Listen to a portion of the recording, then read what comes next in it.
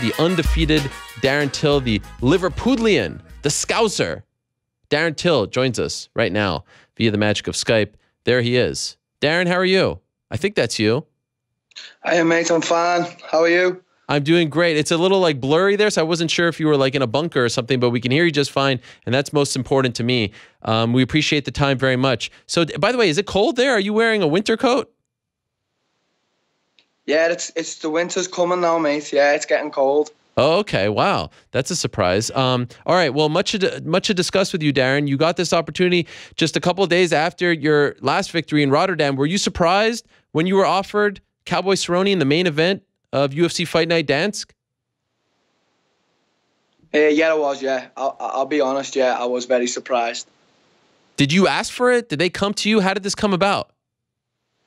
No, what it was, after my fight in Rotterdam, I was in the bar with my friends and that, and I was speaking to Sean Shelby, and, he's, congratulating me on my fight, and then he said, we were looking for a main event for UFC Poland against Cerrone. Would you fight him? And I said, yeah, of course. And he said, okay, I'll get back to you in the week. And I said, sound. I said, set that up. And then he spoke to my manager the day later, and, it was a done deal. Is there a particular reason why you like this fight? Is it because of his name, because he's, highly ranked? Why were you so intrigued by this opportunity? Well, I wasn't really intrigued. It's just another bit, it's just another guy in the welterweight division to just go through. I don't really care about his name. I just want to go in there and knock him out. Okay. I saw Donald Cerrone in Edmonton last week, and I asked him about you. It was just a couple of hours after the fight came out, and I wanted to just quickly play the clip and get your response to it. Is that okay? Yeah, perfect. All right, let's hear from Donald Cerrone last week in Edmonton. Darren Till. Got it. What do you know about Darren Till? Absolutely nothing. Have you ever heard of Darren Till? No. Never? No. Honestly, he just fought on Saturday. I know, but I didn't. Never seen his fights? Never seen his fights. Don't know where he's from? Don't know where he's from. Not bagging the dude. Yeah. I just, I don't know anybody. Have you had a chance to look him up since accepting the fight? No. My grandma sent me a thing this morning all mad. Like, he called you a cunt. And I said, no, Grandma, that's just how they speak over there. Like, just Mad who? mad. Like, she was upset. Like, he posted something on Twitter, said, I'll fight any cunt. Okay. And she sent it to me like, cut. And I was like, no, that's just how they speak. Like, it doesn't mean any harm. So that's the only thing I've seen of him. Darren Till. Okay, so that's Cowboy Cerrone. You don't have to play it again. We don't have to play it again. So that's the clip right there. First things first, when you heard that he had never heard of you, what is your reaction to that? Do you believe him? That's not disrespectful because, why should he have heard of me? I'm not ranked anywhere near him. If he's a fighter and he's wanting to be a champion, he's looking ahead. He's not looking behind. So, I know he didn't mean any disrespect by that. People keep saying when I knock him out, he'll know me, but that's irrelevant. The guy doesn't have any reason to know me, so that's perfectly fine. I don't take any disrespect from that. No. Okay, fair enough. Did you call him a cunt? No, I said I'll fight any cunt. That's what. So I'll fight any cunt, mate, and that's it. So if he translate that into him being a cunt, then I guess he's a cunt. Actually, it was his grandmother who I guess took it as some kind of an insult. But yeah. Is that just a term that you use in Liverpool to call any bloke? Yeah, it's just like slang. It's like Liverpool Scousers. We use a lot of slang, so maybe like a lot of guys from, maybe America wouldn't understand. So, his nan probably took offense. So I'm sorry to Donald's nan. Fair enough. I asked him this question, and afterwards he was kind of a little annoyed of it when I asked him if he felt like, I don't know, he had hit a rough patch in his career. He's lost 2 in a row. Do you feel like Donald is on the decline? Do you feel like this is the perfect time to fight him? Yeah, I just don't care, mate. It doesn't matter about Donald being on a decline or whatever. I cannot be beat in that division. I cannot be beaten. I will go there. I don't care if he's on a 5-fight winning streak or a 2-fight losing streak. It's irrelevant to me. I'm going in there to take his face off. That's the only thing that I care about. You seem to be fighting these days, and you certainly talk with this same sort of bravado. I mean, you have a ton of confidence. We saw that in Rotterdam, and it's interesting because you had that long layoff, right? You were gone for what, like 18 months or so because of a shoulder injury. Was there a point where you thought you wouldn't be able to get your groove back? You were worried that your career was going to be stopped short?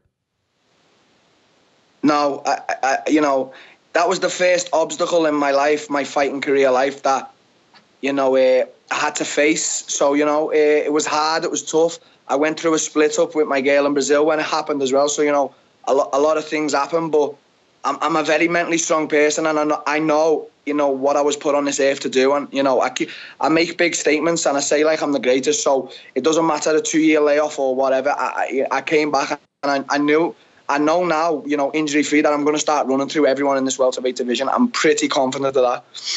I'm sorry to hear about you and your, I think you were married, right? Your wife? No, not married, but we had a baby and that together, Gisela. So, you know, we split up. Okay, well, I'm sorry to hear that. Is that why you moved back to Liverpool?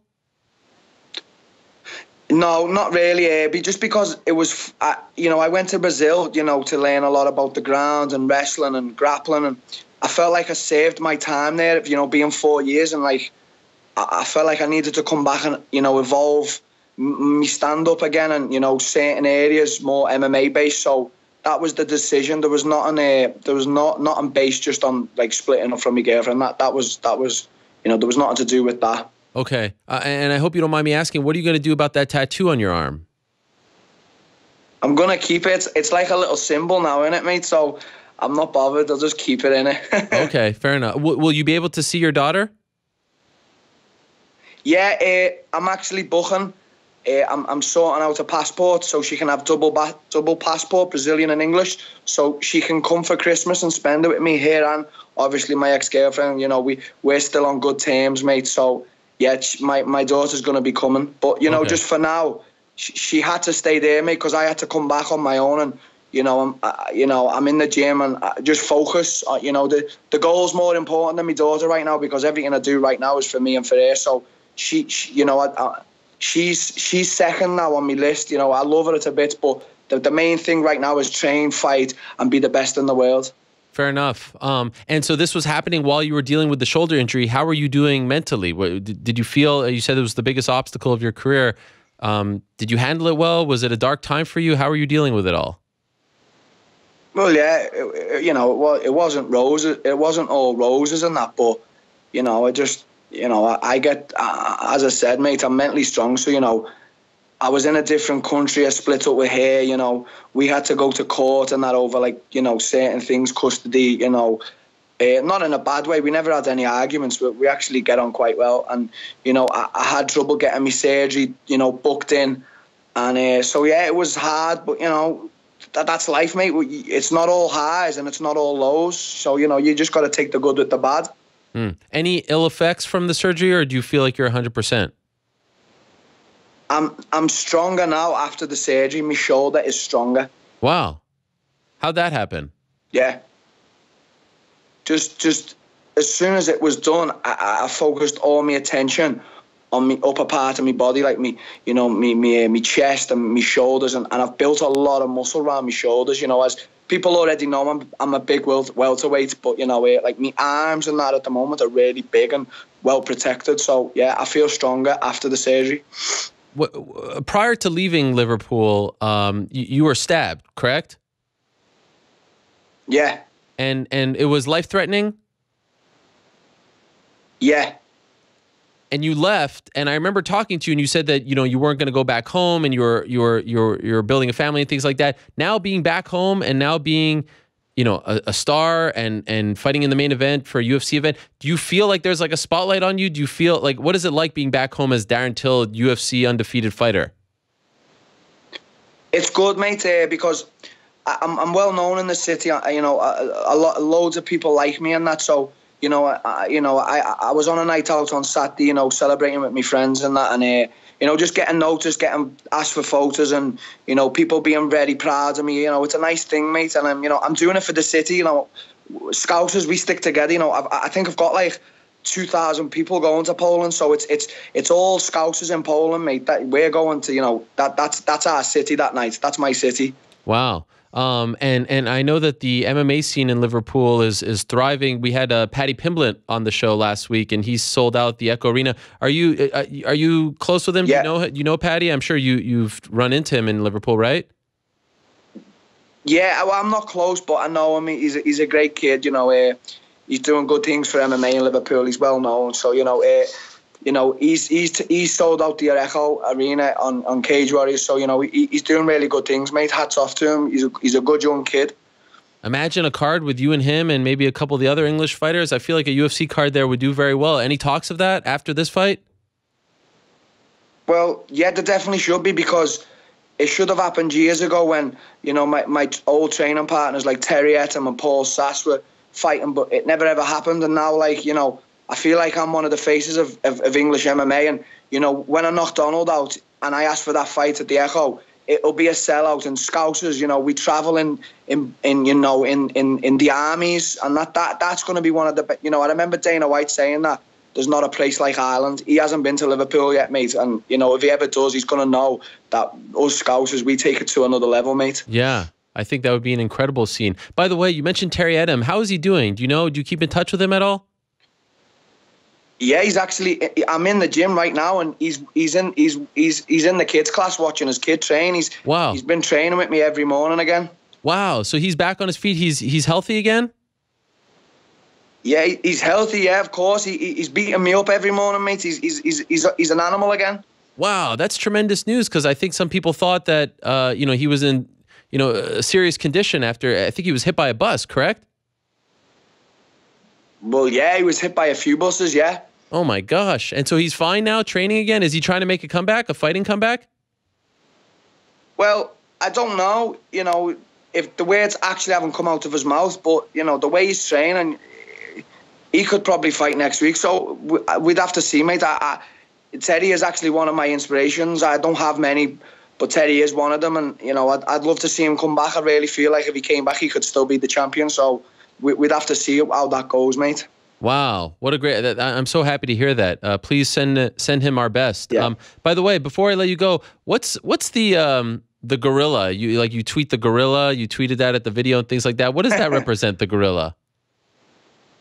Well, just because, like, people go on about how big I am for the welterweight division, and, you know, the way I fight, and it's kind of like one strike combinations where I throw, and, you know, gorillas are actually quite the same. They'll hit you, and they'll only hit you once, but when they hit you, mate, they're gonna kill you. So, like, I feel like I'm in the welterweight division. I'm a gorilla, and, you know, I'm fighting a guy like Cerrone. You know, he's been a lightweight all his life. You know, if we were in the jungle, he'd be a chimpanzee and I'd be a gorilla. I'm 210 pounds, so I feel like I'm a gorilla, and I even look like a gorilla. So what better way to put a few emojis on Twitter? Okay, fair. Now I get it. By the way, you weigh 210 right now?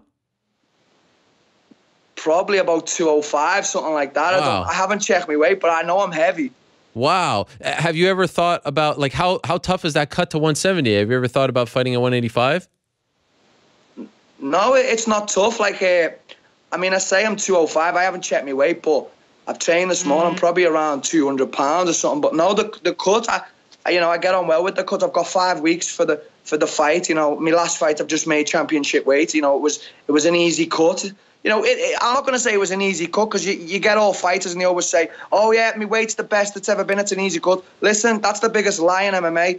Weight cutting is the worst thing ever. It's horrible, so it's never easy. But, you know, we get on with it. And me, you know, my last weight cut, I did it. You know, I got it done, and, you know, I fought good and that. So, you know, that's just it, mate. It's, you know. Okay, fair enough. And by the way, I have to ask you before I let you go, one of my favorite things in MMA, I mention it every time you fight, is your Portuguese accent.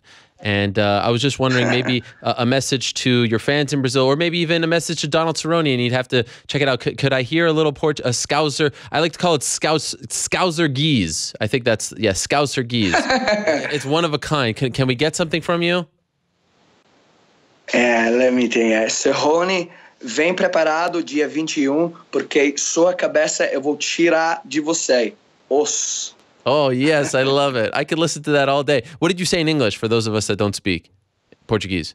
I said I'm going to take Cerrone's head off clean. And I like how you said Cerrone. You did the Cerrone, not Cerrone. You did the port. You can't pronounce the R. Yeah, because a Brazilian wouldn't pronounce it like Cerrone. They would pronounce it like Cerrone. I love it. I love it. You're the real deal, my man. Very happy for you. Congratulations Thanks, on getting mate. the big opportunity. I'm looking forward to it. I love this matchup. I love these kind of fights where, you know, the sort of young stud gets an opportunity to take that big step up against a veteran. This is a perfect matchup, and you've been doing great as of late. So congratulations on all your success, and good luck to you October 21st in Poland. Thanks, Ariel. I'll see you guys 21st. See you later. Bye. All right, there he is, Darren Till, stopping by, the gorilla himself. Great stuff from him. And I love that accent. I can listen to that Scouser all day long. Great stuff. And I really do love that fight. I said it when the fight came out. This is the kind of matchmaking that I really like. So best of luck to him. Best of luck to Donald Cerrone, who looked like a character out of Tombstone on Saturday. I tweeted that pic out. I would be shocked if that fight is a boring one.